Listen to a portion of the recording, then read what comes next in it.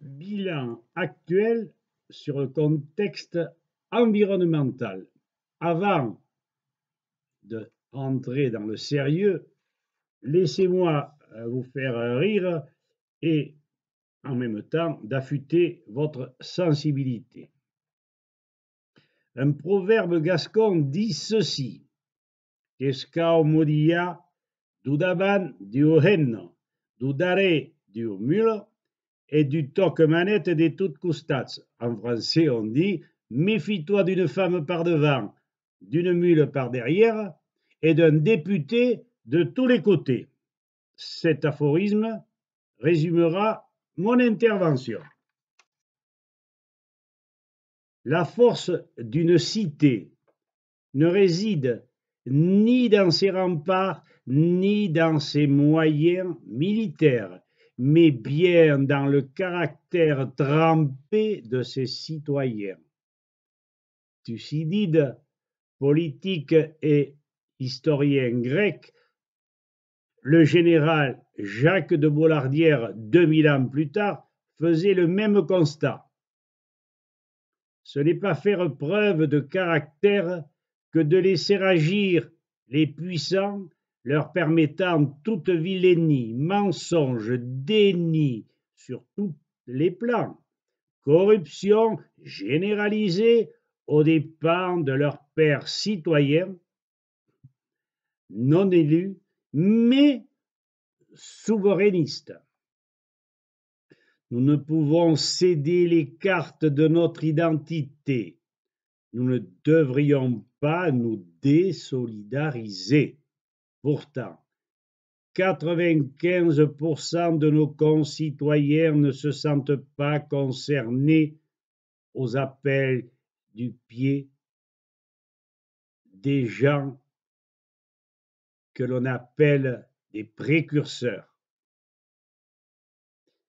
Ne se sentent pas concernés soit parce que désinformés, lâches, paresseux ou avilis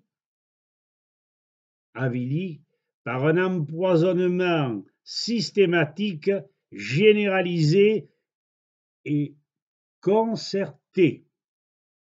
Se réinventer, mais, dit Oubiban, revenir simplement aux choses simples de la vie, dans le respect des lois naturelles.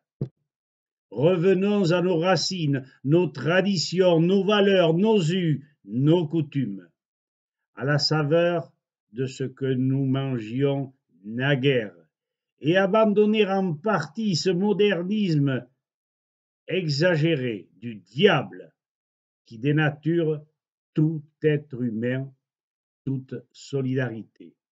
Deux lois me semblent si près des réalités. La première, notre présence sur la terre nous impose de vivre du travail de soi-même et d'autrui à des fins de partage et de survie.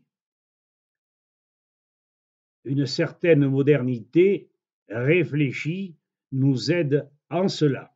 Deuxième loi, notre survie tient non seulement à notre sagesse, non seulement à notre indépendance, à notre souveraineté, mais aussi à l'abandon de l'idée maîtresse intéressant les cartels, le profit à tout prix, à tout instant.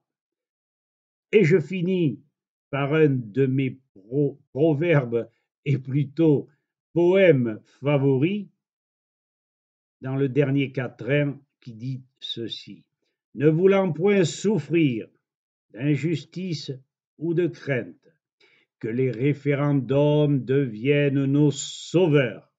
Aux plumes citoyens, la musique est empreinte des pleurs de nos anciens qui furent salvateurs.